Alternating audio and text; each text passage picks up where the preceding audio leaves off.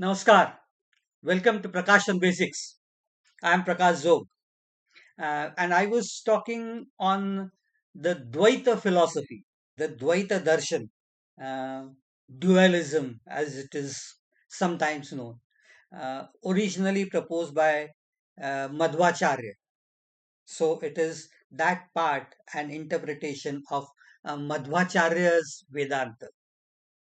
We talked of Madhwacharya himself some time back.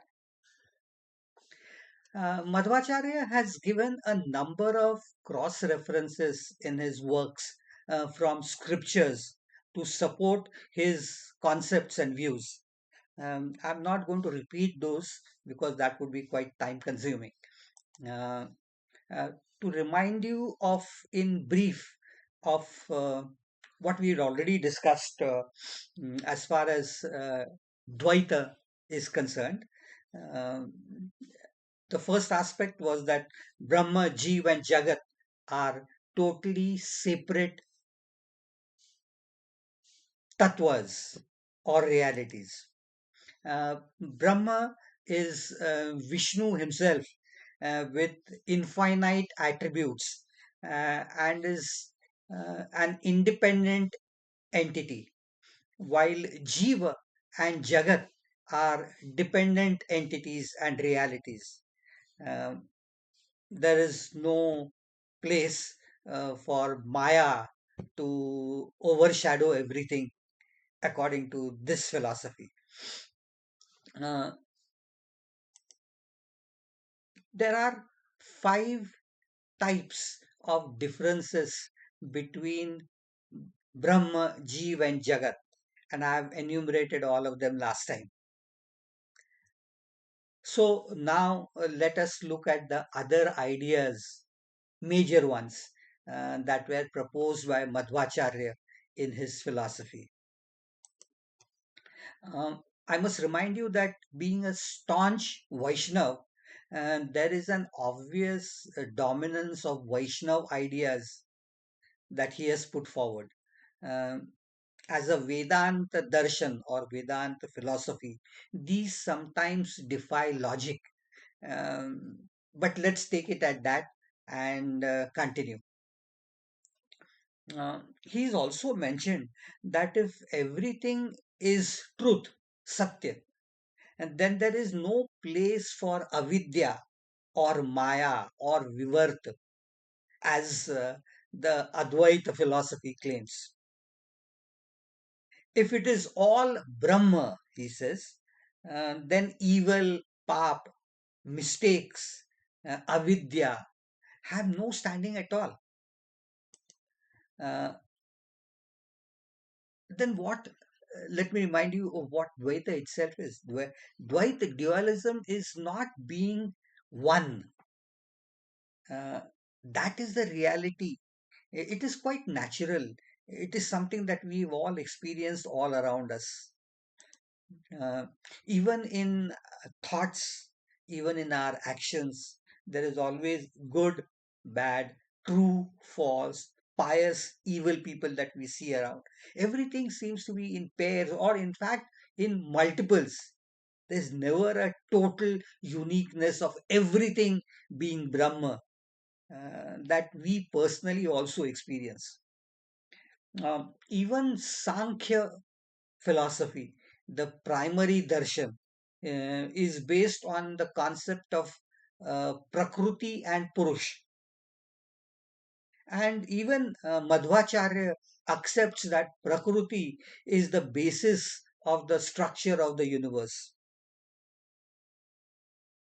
And what about our actions? Uh, our karma or actions are based on our mentality, independent of what knowledge we possess or how and where we are born. Ravan was one of the Prakand Pandits, the best of the educated people. But his performance of bad karma because were more because of his mentality. While his own brother, who was also a Rakshas, uh, and Prahlad, who was just a mere child, but also a Rakshas lineage. Both were of Asur origin, but still they were among the best of people and bhaktas as they were known. And Bali, who was also an Asura, was an ideal king and the best of people to be known around. So that's what karma is. Dvait Vedanta accepts only three pramanas. They were originally listed out in the Manusmriti also. Um, these are basically the proofs of knowledge. We have discussed them in detail, but I'll just remind them which ones are here. Pratyaksha Praman, that is perception by our senses. Anuman, that is inferences from the knowledge that we have gained from these perceptions. And Shabda Praman, that is verbal testimony. And Madhvacharya says that all scriptures, Shruti, Smruti, Puran, Ramayana, Mahabharata, Bhagavad, all these and later commentaries and texts that have tried to justify the views there are the ones that are to be treated as verbal testimony. Uh, Now let's look at what Madhvacharya and the Dvait philosophy talks of about Ishvara, that is the form of Brahma in Advaita. But now it is Saguna, that is with attributes. So Brahma is the same as Ishvara, is the same as Hari, which is also Vishnu, and it is Saguna with infinite good attributes. Uh, the statement, of course, is that Hari Sarvottama. That means Hari is the best among all, according to the Bhagavad Tatparya Nirnay that has been written by Madhvacharya himself. Uh, some of the sages or learned people feel that Vishnu is made of the Pancha Mahabhutas, Prithvi, Aap, Tej, Vayu, the basic five elements, and Akash. Um, but true yogis know that he has a body of uh, truth or Satya, that is eternal knowledge. Remember, we talked of Mahavakyas, and one of the Mahavakyas was Satyam Jnanam Anantam Brahma. Only Brahma has now been interpreted as Ishvara or Hari or Vishnu. And then all this statement becomes true. Vishnu is the prime principal deity of all people around. And he has been attributed with uh, eight primary functions. Uh, Sarjan, that is creation. Rakshana, that is protection of all that is good. Samhar, destruction of everything that is evil or bad. Niyantran, that is total control over everything. Jnana, that means imparting knowledge. Swa Sakshatkar, Swa is self. Sakshatkar is being aware of. So making all realize his grace and omniscience, that is dominance in everything. Uh, doesn't Gita finally talk of this aspect itself? Vishnu is said to be always in a state of Satchidanand, total bliss, joyous state of bliss at all times. Since he is Chetan, that is a living sentient entity, the inanimate world does not arise out of him. That's what Madhvacharya says. But he controls all of it in totality. And Madhvacharya says that it arises, the world, uh, everything, the universe that is around us, arises out of the concept of Prakriti, the second aspect of Prakriti and Purusha.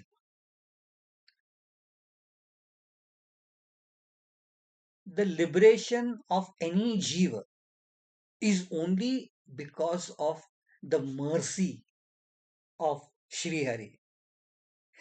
For all jivas are said to be totally dependent on him. They are said to be his anuchara, aspiring to follow him in all possible ways. Uh, there is a second major concept that Madhvacharya insists on, and he talks of or stresses on taratamya. The word means hierarchy in everything. There is hierarchy among the gods, the deities, the jivas, and there are a number of levels. In fact, he talks of 32 distinct planes or levels of this hierarchy. Of course, Shri Hari has the unique topmost Sarvottam state, and everything follows below him. And on the first step, at the first level, is Shri Rama or Lakshmi. At the second level is Brahma, the creator of the universe, and Vayu, the god of breath and life. At the third level is Saraswati. At the fourth level is Garuda, Shesha, that is the Sheshanag, and Rudra, who is nothing but Shiva himself. The fourth level is that belongs to that of the wives of Krishna. The next level is Parvati. On the 11th level down somewhere is Surya, the sun god.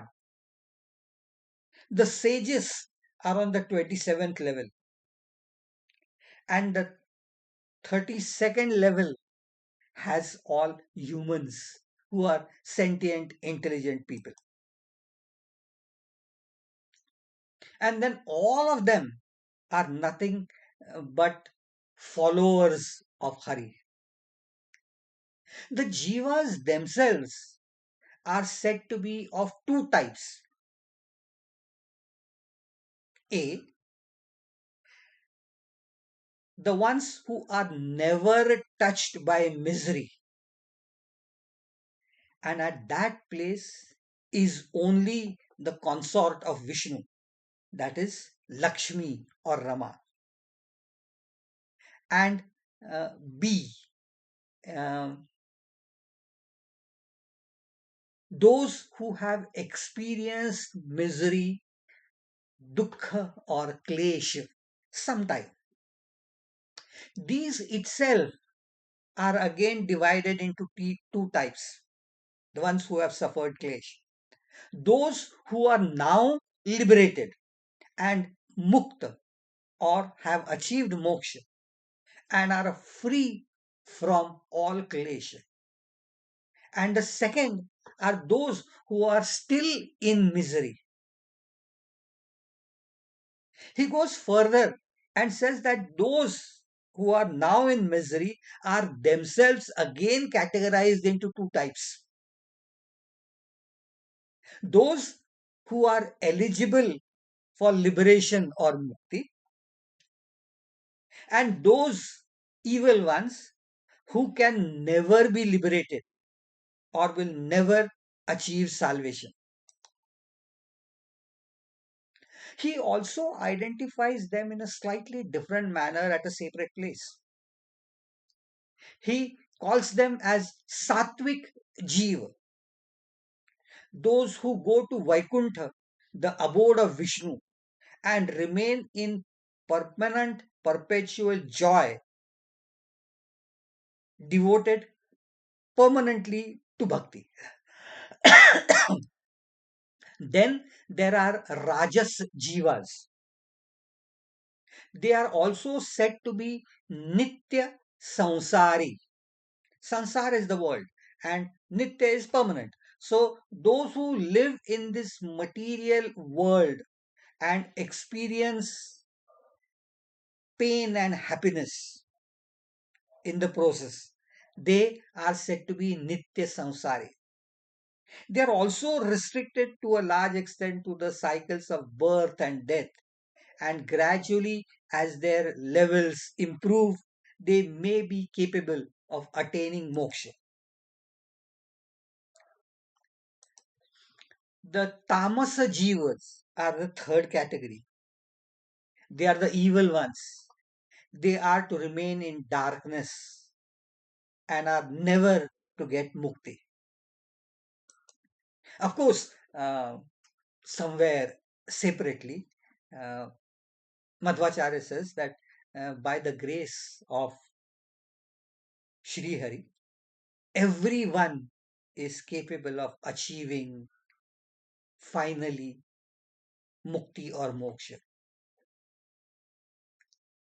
Now, another aspect, and that is extremely dominant in this part of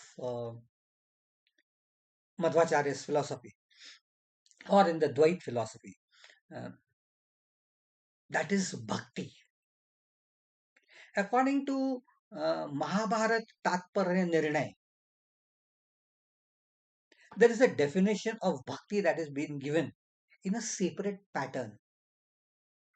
Uh, First, know thoroughly the glories, the mahatmya of the Lord. And then this results uh, into bhakti. Bhakti is the extremely strong affection, which is known as sneha, developed towards Him due to this knowledge of His mahatmya. Of course, only such dedicated bhakti can result into mukti or moksha, that is final salvation.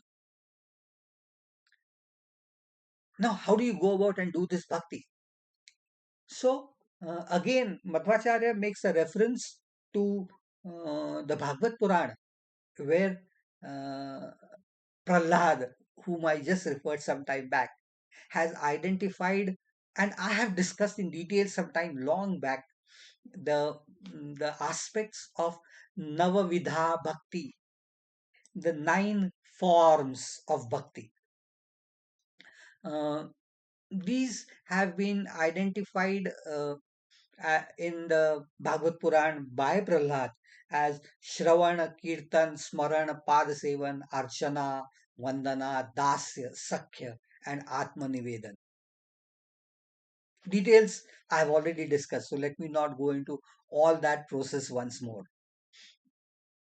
Uh, Moksha, that is liberation in Dwaita philosophy, is different from the normal moksha that has been talked of in Advaita philosophy. This moksha here is not merger into uh, Hari or Brahma, but it is the freedom from the cycle of birth and death, and then a permanent place in the abode of Sri Hari. There to remain in total bliss, constantly engrossed in the state of bhakti. Uh, you not only need to do good deeds, satkarma as it is known, and gain true knowledge, jnana. It has to be supplemented by an unwavering state of bhakti. Only then moksha or salvation can be achieved by a jiva. But then Jiva must also have some more aspects. The Jeev must have Vairagya, that is total detachment from worldly attractions. Second, he must have achieved Shama, that is, he must have uh, total control or suppression of all passions and desires that affect an individual.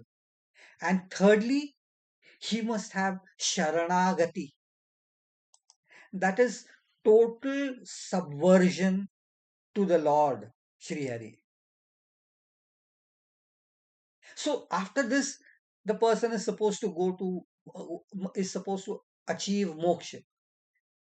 But then he Madhva has also categorized the realms after mukti. They are referred to as the lok. Where we live is said to be the martya lok. That is a place where death of an individual or all jivas is a true fact. This is the land of the ones who can die, martya loka. But then above earth, is the antariksha loka. Above it is the heaven, which is the swarga loka. And then there are other lok also. It is known as the one of them is known as the mahar loka. Then there is the jnana loka. Then there is the tapa loka, the place of penance, and satyalok, the land and the abode of only truth. And all the jivas who have achieved moksha are categorically, depending upon their own levels, live in these different lokas. But then all of them can come and visit Sri Hari or Vishnu in Kshirosagar. Uh, Kshirosagar is said to be the ocean of milk. And what they have to achieve is Haridarshana, that is, come and visit and see him in all his glory. This mukti that an individual has achieved is also categorized in three manners. It is said to be Samipya Mukti, Sarupya Mukti, and Sayujya Mukti. I would not go into details because there are a lot of complications in this. But these are said to be the additional forms, being very close to him, looking like him, and being in a structural form very similar to him, and so forth. Uh, But then, why does all this arise? And what are the limitations when we are on earth itself? So, Dwaita philosophy says that bad behavior is due to ignorance. Often, wrong behavior restricts a jiva to the cycles of life and death. And only when he can overcome all this can he achieve moksha or salvation. These are some of the major aspects that have been talked of in the Dvaita philosophy. I told you that obviously there are a lot of steps in this which are dominated by Vaishnavism. But let's be frank, all of us uh, at our normal levels believe in this Dvaitavadi concepts or dualism or multiple states of everything. The concept of Advaita, everything being only Brahma, is beyond the capacity of most of us. We are all dualists at heart, believing and living our experiences in sorrow and in joy, experiencing all the aspects associated with our perceptions, uh, living our experiences, striving to control and curb our emotions when required, controlling our passions, our desires, our cravings, uh, believing in the true superiority and eternal power of the Lord Himself. Since Brahma itself, in its original form, cannot be comprehended by us, there is nothing but Sri Hari or Vishnu in its all glory, in all his infinite attributes, Sagun Sakara Roop, as it is called. So, this is the aspect of what Dvait philosophy talks of. If you have liked whatever I have said, please like and subscribe to this channel. Uh, Read more about what the Dvaita philosophy is. Many a times it is restricted only to the first two or three aspects that I talked of last time.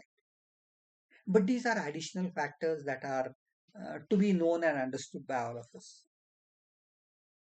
Dvaita and Advaita have been the two extreme ends. But as I told you, there is an intermediate location also. And not only that, but there were other stalwart acharyas who came up with different ideas in later time spans in the 14th century, 15th century, 16th century, and so forth. Some of their ideas, briefly at least, as far as these parts of Vedanta Darshan, because they are very popular sects nowadays. So we must know about them also. Dvaita Dvaita and Vishishta Dvaita and so forth. We talk of those in brevity next time onwards. Till we meet again. Namaskar.